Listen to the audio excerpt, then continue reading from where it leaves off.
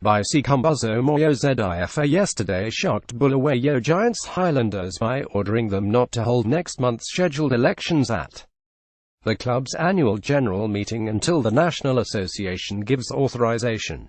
Joseph Mamutsa, in a letter written by Zifa Chief Executive Officer Joseph Mamutsa to his Highlanders counterpart Lamla Dube, the association said it had learnt of Bosso's intentions to hold elections through the media and reminded Dube that the club was a member of Zifa and could therefore not hold elections without the association's consent.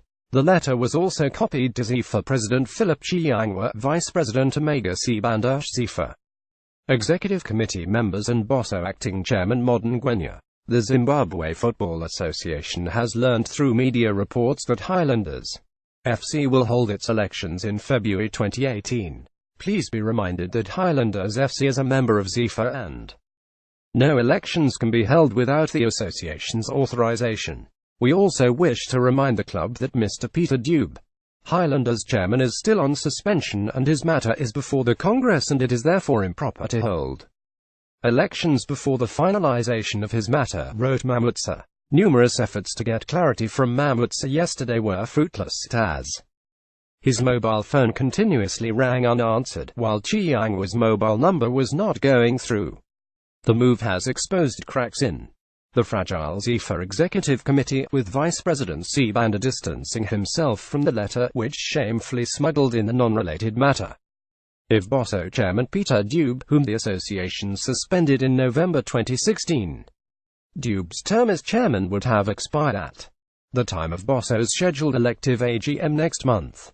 Besides that, Zifa's suspension letter to Dube on November 14, 2016, stated that he had ceased to be a member of the football community globally and therefore, you must therefore forthwith cease to act, represent and associate yourself with Zifa or any of its members in any manner whatsoever.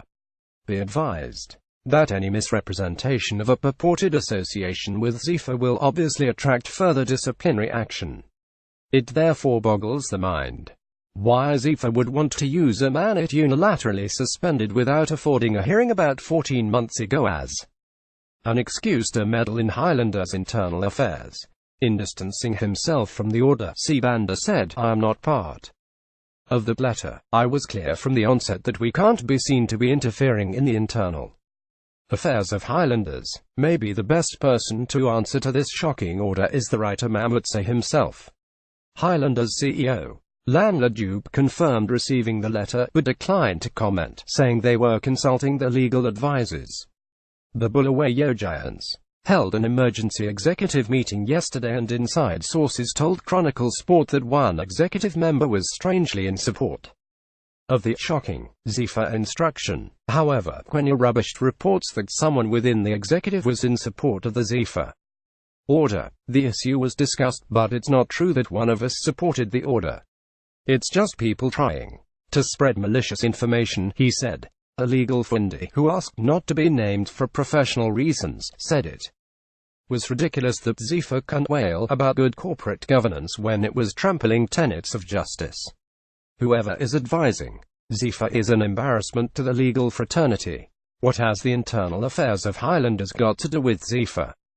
With or without Peter Dube, the Highlanders' constitution clearly says elections are due and must be held. The Zifa failure to abide by the constitution must not be cascaded to a well-run institution like Highlanders that has religiously followed its constitution since time immemorial, said the lawyer. Meanwhile, a circular sent to all Premier Soccer League clubs by Mamutsa yesterday betrayed Zifa's dark plans to influence the running of individual clubs by supervising elections of all office bearers. The Zimbabwe Football Association is in the process of organizing elections for all its members, and all clubs are advised that their elections will be held during the same period with all Zifa members. All clubs are advised that these elections will be presided over by the Zifa Electoral Committee, and 5 years' experience in football administration is a prerequisite for all candidates who wish to run for these elections, wrote Mamutsa. The Chronicle